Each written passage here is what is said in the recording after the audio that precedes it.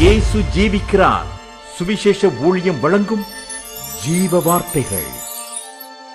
கிறிஸ்துவில் பிரியமானவர்களே, ஆண்டவர் இயேசு கிறிஸ்து நாமத்தில் உங்களை யாவரையும் அன்போடு வாழ்த்தி வரவேற்கிறோம். இயேசு ஜீவிக்கிறார் ஊழியத்தின் சார்பாக ஜீவ வார்த்தைகள் நிகழ்ச்சி வந்தவர்களை கர்த்தர் ஆசீர்வதிப்பாராக. ஒவ்வொரு வாரமும் இதே நேரத்தில் இந்த வார்த்தைகளை கேளுங்கள், அநேகரை கேட்க செய்யுங்கள். ஊழியங்களிலே பயன்படுத்த விரும்பினாலும் எங்களுடைய வெளியீடுகள், புஸ்தகம், பத்திரிகை தேவையானாலும் எங்களோடு தொடர்பு கொள்ளுங்கள். நாம் ஒருமித்து அவர் நாமத்தை உயர்த்துவோமாக. அவர் தமது வசனத்தை அனுப்பி அவர்களை குணமாக்கி அழிவுக்கு தப்புவிக்கிறார் என்ற வார்த்தையின்படி இந்த வார்த்தை விசுவாசத்தோடு ஏற்றுக்கொள்கிற ஒவ்வொருவருக்குள்ளும் அற்புதங்கள் நடக்கும் என்பதிலே சந்தேகமே இல்லை. இந்த நாளிலும் தேவன் நமக்கு தருகிற வார்த்தை நான் வாசிக்கிறேன். ஜெபத்துடன் கேளுங்கள். ராஜாக்கள் 1 புஸ்தகம் 18 அதிகாரம் 43, 44 வசனங்கள். எலியா தன் ஊழியக்காரனை நோக்கி, நீ போய் சமுத்திர முகமாய் பார் என்றான். அவன் போய் பார்த்து ஒன்றுமில்லை என்றான். நீ இன்னும் 7 தரம் போய் பார் என்றான். 7ஆம் தரம் இவன், இதோ சமுத்திரத்திலிருந்து ஒரு மனுஷனுடைய உள்ளங்கை அத்தனை சிறிய மேகம் எழும்புகிறது என்றான். வேலைக்காரன், ஊழியக்காரன் 7ஆம் தரம் போய் பார்க்கும்போது அவன் சொல்லுகிறான், இதோ சமுத்திரத்திலிருந்து ஒரு மனுஷனுடைய உள்ளங்கை அத்தனை சிறிய மேகம் எழும்புகிறது என்றான். இந்த வந்தலை கேட்கிற அன்பு நேச பிள்ளைகளே, இன்றைக்கு இந்த ஊழியக்காரனுடைய அனுபவத்திலிருந்து சில காரியங்களை நாம் சிந்திக்க போகிறோம். பெருமழையின் இரைச்சல் கேட்கிறது ராஜாவே என்று சொல்லி அகப் ராஜாவை குறித்து சொல்லுகிற அந்த அனுபவத்தை மேல் வசனத்திலே நம்ம வாசிக்கிறோம்.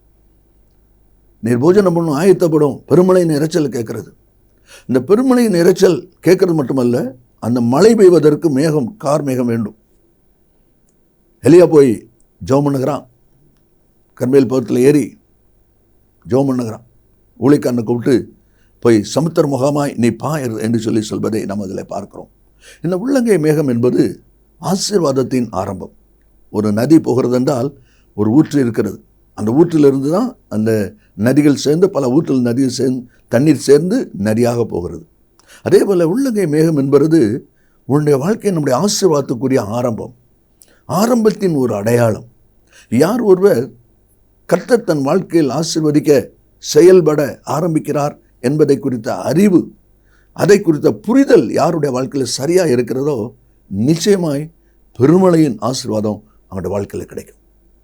இன்றைக்கு அநேக தேவனுடைய பிள்ளைகள் ஆசீர்வாதத்தை இழந்து போக பெற்றுக்கொள்ள முடியாமல் திணறிக் கொண்டிருக்க காரணம் என்னவென்றால், ஆரம்பத்தின் அனுபவத்தை அவள் அறியாது இருக்கிறதுனால, அதை புரிந்து கொள்ளாமல் இருக்கிறதுனால. இந்த ஊழியக்காரன் அனுபவத்திலிருந்து சில காரியங்களை நம்ம வேகமாய் வாசிக்க போகிறோம். என்னென்றால், இப்போது ரூத்து போவாஸுக்கு மனைவியாக வருகிறார். எஸ்தர் ஆகாஸ்வர் ராஜாவுக்கு மனைவியாக வருகிறார். எப்படி இந்த சம்பவம்லாம் நடக்குது? இவங்க ராஜ பரம்பரையே கிடையாது. ஆனால் அந்த உள்ளங்கை சிறிய மேகம் அவருடைய வாழ்க்கையில் ஒரு தொடுதல் ஆரம்பிக்கிறது. அதுதான் பெருகி பெருகி பெருகி பெருகி பெருமழையின் இரைச்சல் என்று சொன்ன போல பெருமழையின் ஆசீர்வாதம் அவருடைய வாழ்க்கையில் வந்திருக்கிறது. அதே போல் இந்த வார்த்தை கேட்கிற அன்பு நேச பிள்ளைகளே, இந்த வார்த்தையின்படி இந்த வார்த்தை நீங்கள் விசுவாசிப்பீர்களானால், நான் விசுவாசிக்கிறேன், இந்த நாளிலே உங்களுடைய வாழ்க்கையிலே உங்களை ஆசீர்வாதத்தினுடைய ஊற்றாக உள்ளங்கை மேகம் உங்களிலே எழும்புகிறது, உங்கள் வாழ்க்கையில் எழும்புகிறது, உங்கள் தொழிலில் எழும்புகிறது. நீங்கள் அதை சரியாய் புரிந்து, சரியாய் கீழ்ப்படிந்து, சரியாய் அர்ப்பணிப்போடு நீங்கள் நடந்து கொள்வீர்களானால் நிச்சயமாய் பெருமழையின் ஆசீர்வாதத்தை பெற்றுக்கொள்வீர்கள். இந்த ஊழியக்காரனுடைய அனுபவத்தை முதலாவது நாம் அறிய வேண்டிய காரியம் என்னவென்றால், எலியா சொல்லுகிறான், நீ போய் சமுத்திர முகமாய் பார். பெருமழையின் இரைச்சல் கேட்குதுன்னு சொல்கிறாரு, சமுத்திரத்தை போய் பார்க்க சொல்கிறாரு.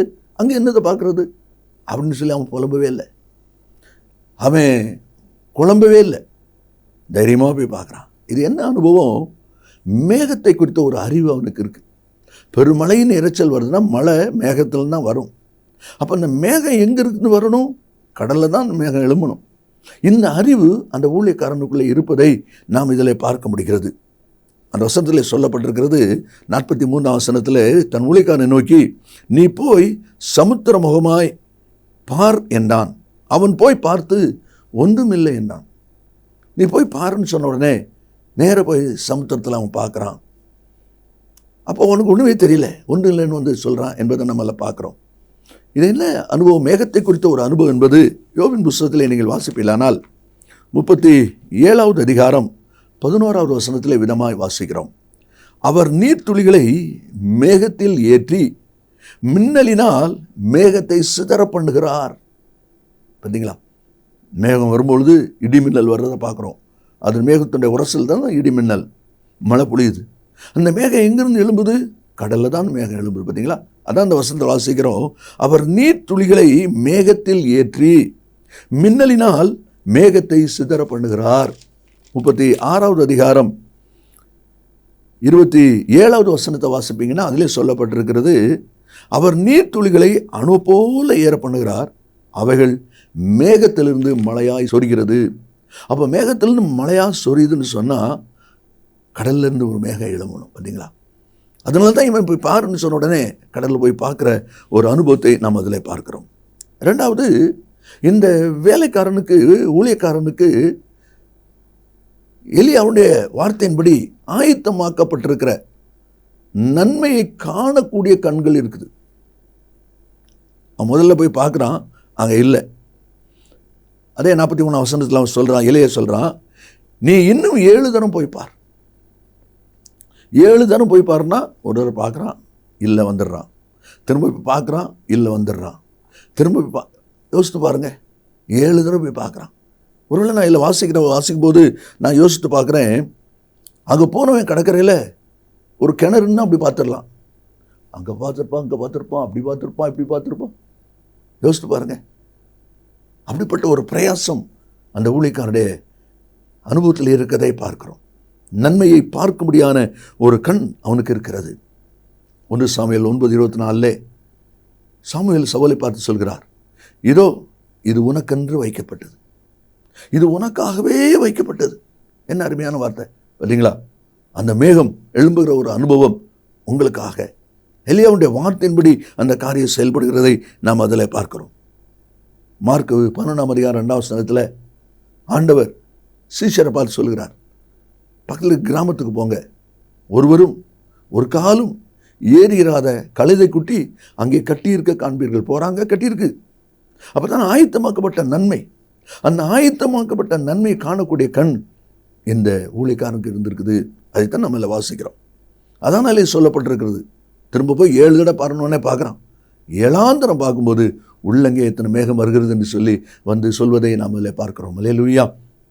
அப்படியானால் மேகத்தை குறித்த ஒரு அறிவு மட்டுமல்ல, ஆயத்தமாக்கப்பட்ட நன்மையை காணக்கூடிய ஒரு கண்கள் இந்த ஊழியக்காரங்க இருந்தது போல உங்களுக்காக உங்கள் தொழிலில், உங்கள் குடும்பத்தில் தேவன் ஆயத்தமாக்கியிருக்கிற நன்மையை காணக்கூடிய ஆவிக்குரிய கண்கள் உங்களுக்கு இருக்குமானால் நீங்கள் ஜெயம் பெறுவது நிச்சயம். அதே தான் இந்த வசனத்தில் நான் வாசிக்கிறோம்.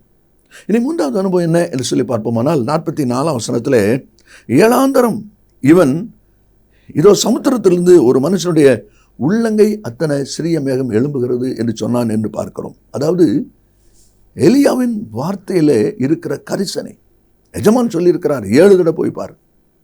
ஏன் ஒரு தடவை பார்த்தா போதா? இல்லை 2 தடவை பார்த்தா போதாதா? இத்தனை தடவை போகணுமா? அந்த கேள்வியே இல்லை. பார்த்தீங்களா? அவன் வார்த்தையிலே கரிசனை உள்ளவனாக இருக்கிறான். எலியாவினுடைய வார்த்தை குறித்து, அதை செயல்படுத்துவதை குறித்து கரிசனை உள்ளவனாக இருக்கிறான். அருமையான கர்த்தருடைய பிள்ளைகளே, கர்த்தர் உங்களுடைய வாழ்க்கையில் சொன்ன காரியத்தை குறித்து, வார்த்தை குறித்து, வாக்கை குறித்து, உங்களோடு பண்ணி உடன்படிக்கை குறித்து நீங்கள் எவ்வளவு கரிசனை உள்ளவர்களாக இருக்கிறீர்கள் என்பதை யோசித்து பாருங்கள். ஒருவேளை உங்களுக்கு பார்க்க கடினமாக தெரியலாம், உங்களுக்கு பார்க்க இது தேவையா அப்படிங்கிற மாதிரி கூட தெரியலாம். வார்த்தை ஊழியக்காரத்தில் வந்திருக்கு, எலியாவிடத்தில் வந்திருக்கு. அதனால இவன் பிரயாசத்தோடு அந்த வார்த்தையில் கரிசனை உள்ளவனாக இருக்கிறான் என்பதைத்தான் நம்மளே வாசிக்கிறோம். கேரித்தார் வற்றின உடனே எலியாவை பார்த்து, நீ சரிபாத்தில் விதை விட்ட போ அப்படின்னு சொல்லி சொல்வதையும் அனுப்புவதையும் அவளோடு பேசுகிறதையும் பார்க்குறோம். 1 ராஜாக்கள் 17ஆம் அதிகாரம் 15வது வசனத்தில் வாசிக்கும் போது, விதவை போய் எலியாவின் சொற்படி செய்தாள், அவளும் இவனும் அவள் வீட்டாரும் அநேக நாள் சாப்பிட்டார்கள். எப்படி நடந்தது? அவனுடைய சொற்படி செய்தாள். அதுதான் அந்த வார்த்தையில் கரிசனை, வார்த்தையின்படி செய்கிற அனுபவம் வரும்பொழுது காரியம் ஜெயமாக இருக்கும். நோவை பார்த்து கர்த்தர் ஒரு பேழை உண்டாக்கு, இந்த அளவு உயரம், இவ்வளோ அகலம், இவ்வளோ நீளம் உண்டாக்கு அப்படின்னு சொன்னார். அவன் நாட்டில் அதுக்கு முன்னால் மழையே கிடையாது, பூமியிலேருந்து தான் ஈரம் எழும்பி தரையை நினச்சதுன்னு பார்க்குறோம்.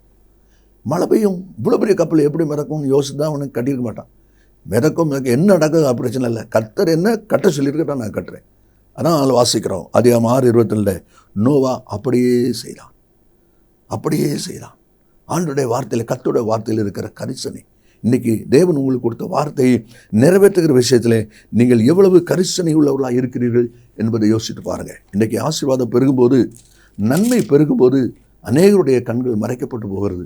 அநேகர் உதவினவர்களே மறந்துடுறாங்க, மட்டுமல்ல கர்த்தரையே மறந்துடுறாங்க. ஆனால் எஸ்தர் குறித்து நம்ம வாசிக்கும் போது 2வது அதிகாரம் 20வது வசனத்தில் நாம் வாசிக்கிறோம். அங்கே சொல்லப்பட்டிருக்கிறது, எஸ்தர் முர்தெக்காய் இடத்துல வளரும்போது அவன் சொற்கேட்டு நடந்தது போல இப்போதும் அவன் சொற்கேட்டு நடந்து வந்தால், இப்போதுன்னா அரண்மனையில் இருக்கும்போது, வீட்டில் இருக்கும்போது முர்தெக்காயுடைய வார்த்தை எப்படி கேட்டு எஸ்தர் நடந்தாலோ அதே போல் ராஜாத்தி ஆக்கப்பட்ட பிறகும் அரண்மனைக்கு வந்த பிறகும் அவன் சொற்படி செய்தாள். அந்த வார்த்தை கொடுத்த கரிசனை நீங்கள் இவ்விதமாக இருக்கிறீங்க. அதுதான் அதில் வாசிக்கிறோம். கடைசியாக நம்மள வாசிக்கும் போது 4வது ஒரு அனுபவமாக அதில் சொல்லப்பட்டிருக்கிறது, நீ போய் 7 தடவை பாருன்னு சொல்கிறான். ஏற்கனவே ஒரு தடவை பார்த்துருக்கிறான். பின்னால் அவன் சொல்ல, நீ இன்னும் 7 தடவை, அப்போ மொத்தம் 1 + 7 8 தடவை பார். அவ்வளோ எளிதான காரியமான யோசித்து பாருங்க. இதில் என்ன தெரிகிறது? அந்த ஊழியக்காரனுடைய பொறுமை. ஊழியக்காரனுடைய பொறுமை. இன்றைக்கு தேவனுடைய பிள்ளைகளை நம்ம வாங்குறதுக்கு ஆயத்தமாக இருக்கணும். ரொம்ப அவசரமாக இருப்போம், ரொம்ப தீவிரமாக இருப்போம். தாமதமான உடனே என்னெல்லாமோ சொல்ல ஆரம்பிச்சிருவோம். யாருக்கெல்லாமோ செய்கிறான், நமக்கு எங்கே செய்கிறான்னு புலம்ப ஆரம்பிச்சிருவோம். ஏசாயா 49:14 வாசிக்கிறோம், சீயோனோ கர்த்தர் என்னை கைவிட்டார், ஆண்டவன் என்னை மறந்தார் என்று சொல்கிறாளே. மீட்கப்பட்டச்சன்னு அப்படி சொல்லுது. ஏன்? பொறுக்க முடியாததுனால, பொறுமையாய் போக முடியாததுனால. ஆனால் அந்த ஊழியக்காரன் 8வது முறை தான் மேகத்தை பார்த்துருக்கிறான். அப்போ அத்தனை முறையும் அவன் போகிறான், இல்லை வருகிறான், போகிறான், இல்லை வருகிறான். யோசித்து பாருங்கள் எவ்வளோ பொறுமை. ஊழியக்காரனுடைய பொறுமை அதில் விளங்குவதை நாம் அதில் பார்க்கிறோம். சங்கீதம் 40:1 வாசிக்கிறோம், கர்த்தருக்காக பொறுமையுடன் காத்திருந்தேன், அவர் என்னிடமாய் சாய்ந்து என் கூப்பிடுதலை கேட்டார். நீங்களும் பொறுமையாக இருப்பீங்க, இல்லைன்னு சொல்ல முடியாது. ஆனால் அந்த வசனத்தில் என்ன சொல்லிட்டு பாருங்க, கர்த்தருக்காய் பொறுமையுடன் காத்திருந்தேன், அவர் என்னிடமாய் சாய்ந்து என் கூப்பிடுதலை கேட்டார். என்னிடமாய் சாய்ந்து என் கூப்பிடுதலை கேட்குற வரைக்கும் நான் பொறுமையாக இருந்தேன். அதான் இதில் சொல்லப்பட்டிருக்கு. சில சமயத்தில் நம்ம சொல்கிறோம், என்னால் முடிஞ்ச வரைக்கும் பொறுமையாக இருந்தோம், என்னால் இதுக்கு மேலே முடியல, பொறுக்க வரைக்கும் நான் பொறுத்து தான் பார்த்தேன் அப்படின்னு சொல்லி நம்ம ஒரு லிமிட் வச்சுருக்கிறோம். இந்த நம்ம ஒரு லிமிட் வச்சு, ஒரு வரைமுறை வச்சுருக்கிறதுனால தான் அநேக காரியங்களிலே நன்மையை நாம் பெற்றுக்கொள்ளாமல் இருக்கிறோம். பொறுமை என்பது நம்முடைய கோட்டுக்குள்ள அல்ல, நம்முடைய கட்டுப்பாட்டுக்குள்ள அல்ல, தேவன் இறங்குகிற வரை. அதை தான் 123 சங்கீதம் 2வது வசனத்தில், வேலைக்காரனுடைய கண்கள் எஜமானின் கையை நோக்கியிருக்குமா போல, வேலைக்காரனுடைய கண்கள் எஜமாட்டியுடைய கையை நோக்கியிருக்குமா போல, எங்கள் தேவனாகிய கர்த்தர் எங்களுக்கு இரக்கம் செய்யும் வரை. அந்த வார்த்தை ரொம்ப முக்கியம். இரக்கம் செய்யும் வரை, கிடைக்கும் வரை, பெற்றுக்கொள்ளும் வரை பொறுமை அவசியம். அதை தான் நம்ம வாசிக்கிறோம். இந்த வேலைக்காரன் 8வது முறை தான் உள்ளங்கை மேகத்தை பார்க்குறான். அப்போ அது வரைக்கும் போய் பார்க்குறான், இல்லை திரும்பி வாரான், போய் பார்க்குறான், இல்லை திரும்பி வாரான். யோசித்து பாருங்க, அப்போ எவ்வளோ பொறுமை அதில் விளங்குகிறது. அதுதான் இன்றைக்கு தேவனுடைய பிள்ளைகளை நாமும் நம்முடைய வாழ்க்கையில் செயல்பட வேண்டியவர்களாக இருக்கிறோம். வரி கொடுக்கணும், எல்லோரும் கேட்குறாங்க. ஆண்டவர் சொன்னார் பேதுரு பார்த்து, நீ போய் கடலில் தூண்டி போடுப்பா, முதலாவது கிடைக்கிற மீனை வாய் திறந்து பாரு, அதில் வெள்ளி பணம் இருக்கும், எடுத்து கொடுத்துரு. போய் போட்ட உடனே இது கிடைக்குமா? யோசித்து பாருங்க. அப்போ இவன் போய் போடணும், மீன் கிடைக்கிற வரை இவன் காத்திருக்கணும். கடலில் அவ்வளோ வெயில் தலையில் விழும், அந்த வெயிலுடைய உஷ்ணத்தை தாங்கணும், அந்த மீன் வரைக்கும் பொறுமையாக இருக்கணும். இவ்வளோ காரியம் செய்தால் தான் மீன் கிடைக்கும், வெள்ளி பணம் கிடைக்கும். இதே போல் உங்களுக்கு ஒரு ஆயத்தத்தை, நன்மையை கர்த்தர் ஆயத்தமாக்கும் போது அதை பெற்றுக்கொள்கிற விஷயத்தில் நீங்கள் பொறுமை அவசியம் என்பதை தான் நல்ல வாசிக்கிறான். அதான் பவுல் ரோமர் 12:12 உபத்திரவத்திலே பொறுமையாக இருங்கள் என்று சொல்வதை நாம் அதில் பார்க்கிறோம். இந்த வார்த்தையில் கேட்கிற அன்பு நேச பிள்ளைகளே, ஆண்டவர் இன்றைக்கு நம்ம கொடுக்குற ஒரு ஆலோசனை, உள்ளங்கை எத்தனை சிறிய மேகம் ஏழாந்தரம் வருகிறது என்று சொல்வதை பார்க்கிறோம். அந்த வேலைக்காரனுடைய வாழ்க்கையில் 4 அனுபவங்கள் உண்டு. மேகத்தை குறித்த ஒரு அறிவு அவனுக்கு இருப்பதை பார்க்கிறோம். மட்டுமல்ல, ஆயத்தமாக்கப்பட்ட நன்மை காண்கிற ஒரு அனுபவமும், எலியா தீர்க்கதரிசியுடைய வார்த்தையை கனம் பண்ணுகிற ஒரு அனுபவம், பொறுமையாய் நிறைவேறுவரை காத்திருக்கிற அனுபவம் இருக்குது. நீங்களும் அப்படி இருப்பீங்களா? நீங்களும் அப்படி இருப்பீங்கன்னு சொன்னால் கண்டிப்பாக உங்களுடைய வாழ்க்கையில் நன்மை பெற்றுக்கொள்வீர்கள். கர்த்தர் இந்த நாள் உங்களுடைய வாழ்க்கையில் உள்ளங்கை ஆசீர்வாதத்தை ஆரம்பிக்கிற நாள். பெற்றுக்கொள்ள ஆயத்தமா? நாம் ஜெபிப்போம். இயேசு சீக்கிரம் வரப்போகிறார். நல்ல பிதாவே, நன்றியோடு துதிக்கிறோம். உங்களுடைய வார்த்தை ஆமென்று மாமேனும் இருப்பதற்காக ஸ்தோத்திரம். இந்த வார்த்தை கேட்கிற ஒவ்வொருவரும் அவர்களுக்காக நீர் ஆயத்தமாக்கிற உள்ளங்கை மேகத்தின் ஆசீர்வாதத்தை சுதந்திரித்துக் கொள்ள உதவி செய்கிறார். இயேசுவின் நாமத்தில் பிதாவே, ஆமேன், ஆமேன். கர்த்தர் உங்களை ஆசீர்வதிப்பாராக. மேலும் விவரங்களுக்கும் உங்கள் ஜெப தேவைகளுக்கும் நீங்கள் எங்களோடு தொடர்பு கொள்ள வேண்டிய முகவரி ஜீசஸ் லிவ்ஸ் காஸ்பல் மினிஸ்ட்ரீஸ், சகோதரர் John M Jeyaraj, 123A Donavur road, Mavadi, Nellai மாவட்டம், தென்னிந்தியா 627107.